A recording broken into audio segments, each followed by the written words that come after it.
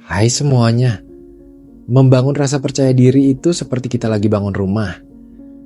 Bukan cuma butuh bahan-bahan bagus, tapi juga pondasi yang kuat, rencana yang jelas, dan kesabaran buat terus ngerjainnya sampai jadi. Rasa percaya diri itu bukan bawaan lahir yang mutlak ada atau enggak ada sama sekali. Justru, ini adalah sesuatu yang bisa kita bangun, pelan-pelan tapi pasti, setiap hari, sedikit demi sedikit, sampai akhirnya kita ngerasa mantap dengan diri sendiri. Banyak dari kita yang sering salah kaprah, ngira kalau orang yang percaya diri itu pasti orang yang nggak pernah punya keraguan atau ketakutan. Padahal, nggak gitu.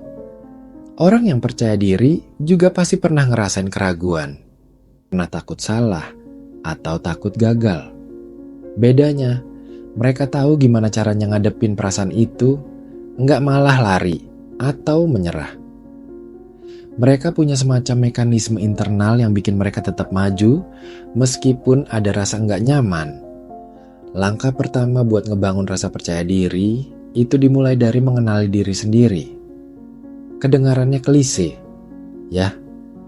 Tapi coba deh, seberapa sering kita benar-benar luangin waktu buat duduk tenang, mikirin apa aja kelebihan kita, apa aja kekurangan kita, apa yang bikin kita seneng, apa yang bikin kita sedih, dan apa yang benar-benar kita pengen dalam hidup ini. Seringnya, kita terlalu sibuk ngeliatin orang lain. Sibuk ngebandingin diri sama orang lain, sampai lupa kalau kita punya potensi dan keunikan sendiri. Coba deh, mulai sekarang luangin waktu sejenak setiap hari buat nulis di jurnal, atau sekadar ngomong sama diri sendiri di depan cermin. Tulis atau sebutin hal-hal positif tentang diri lo, sekecil apapun itu. Mungkin lo jago masak, mungkin lo pendengar yang baik, mungkin lo teliti dalam ngerjain sesuatu. Jangan malu buat ngakuin itu, begitu juga dengan kekurangan. Akui aja, nggak apa-apa kok punya kekurangan. Justru, dengan tahu apa kekurangan kita jadi bisa mikirin gimana caranya buat ngatasin atau bahkan nerima kekurangan itu. Misalnya, kalau lo tahu lo sering grogi kalau ngomong di depan banyak orang, itu bukan berarti lo nggak punya kemampuan komunikasi.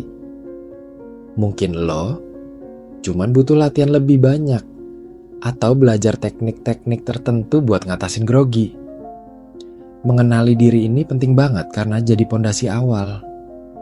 Kalau kita nggak tahu siapa diri kita, gimana mau percaya sama diri sendiri? Setelah kenal sama diri sendiri, langkah selanjutnya adalah menerima diri seutuhnya. Ini nih yang kadang susah. Kita sering banget pengen jadi orang lain, pengen punya apa yang orang lain punya, atau pengen bisa kayak orang lain. Padahal kita itu unik, nggak ada duanya di dunia ini. Menerima diri seutuhnya itu artinya kita terima semua paketnya, kelebihan dan kekurangan kita. Nggak perlu nyembunyiin kekurangan, nggak perlu malu sama apa yang kita punya. Justru dengan menerima diri sendiri, kita jadi lebih tenang, nggak perlu capek-capek pura-pura jadi orang lain. Contohnya gini, mungkin lu punya bentuk hidung yang menurut lu nggak sempurna, atau mungkin lu punya bekas luka di tangan. Dulu, mungkin lo malu banget sama hal itu. Tapi, coba deh mulai sekarang, anggap aja itu bagian dari cerita hidup lo, bagian dari siapa diri lo. Dengan begitu, lo jadi lebih lega dan energi lo bisa dipakai buat hal-hal yang lebih produktif, bukan buat nutup-nutupin sesuatu yang sebenarnya nggak perlu ditutupin. Menerima diri itu bukan berarti nggak mau berubah jadi lebih baik. Ya, justru dengan menerima, kita jadi bisa ngelihat mana yang perlu ditingkatkan dan mana yang emang udah jadi bagian dari diri kita yang nggak perlu diubah. Selanjutnya, fokus pada kekuatan dan bakatmu. Setiap orang pasti punya keunikan dan kekuatan masing-masing. Sayangnya, banyak dari kita yang malah sibuk meratapi kekurangan atau sibuk membandingkan diri dengan orang lain yang punya kelebihan di area yang berbeda. Coba deh, fokusin energi lo buat ngembangin apa yang emang udah jadi kelebihan lo. Misalnya, lo jago nulis, atau lo pinter ngitung, atau lo punya bakat seni. Nah, terusin aja kembangin itu. Ikut kursus, baca buku, atau cari komunitas yang bisa bikin bakat lo makin terasa. Semakin lo ngembangin kekuatan lo, semakin lo ngerasa kompeten, dan itu secara otomatis akan ningkatin rasa percaya diri lo. Kenapa? Karena lo ngerasa punya nilai, lo ngerasa ada sesuatu yang bisa lo banggain dari diri lo. Dan jangan lupa, kekuatan itu nggak harus yang gede-gede atau yang bisa bikin lo terkenal. Kekuatan bisa sesederhana lo sabar ngadepin anak kecil, atau lo telaten ngerjain sesuatu yang detail. Apapun itu, kalau lo kembangin, pasti akan nambah nilai buat diri lo. Poin penting lainnya adalah berani mencoba dan menghadapi kegagalan. Banyak orang yang enggak percaya diri karena takut gagal. Takut kalau usahanya enggak berhasil, takut kalau diejek orang, atau takut kalau bikin kesalahan. Padahal, gagal itu bagian dari proses belajar. Nggak ada satupun orang sukses di dunia ini yang enggak pernah gagal. Malah, kegagalan itu bisa jadi pelajaran paling berharga buat kita. Anggap aja kegagalan itu sebagai feedback, sebagai informasi tentang apa yang perlu diperbaiki. Kalau lo jatuh, ya bangun lagi. Kalau lo salah, ya perbaiki. Jangan biarin rasa takut gagal ini bikin lo jadi nggak berani nyoba apa-apa. Mulailah dari hal-hal kecil dulu. Misalnya, kalau lo pengen mulai bisnis tapi takut rugi, coba aja jualan kecil-kecilan dulu di media sosial. Kalau lo pengen ngomong di depan umum tapi takut grogi, coba aja latihan ngomong di depan cermin atau di depan teman dekat dulu. Setiap kali lo berani mencoba dan menghadapi tantangan, meskipun hasilnya enggak selalu sempurna, lo bakal ngerasa lebih kuat dan lebih percaya diri. Pengalaman menghadapi kegagalan dan bangkit lagi itu yang bikin mental lo makin kokoh. Selain itu, menjaga kesehatan fisik dan mental juga punya peran besar dalam membangun rasa percaya diri. Percaya diri itu enggak cuma soal gimana lo mikir tentang diri lo, tapi juga soal gimana lo ngerasa di dalam tubuh lo.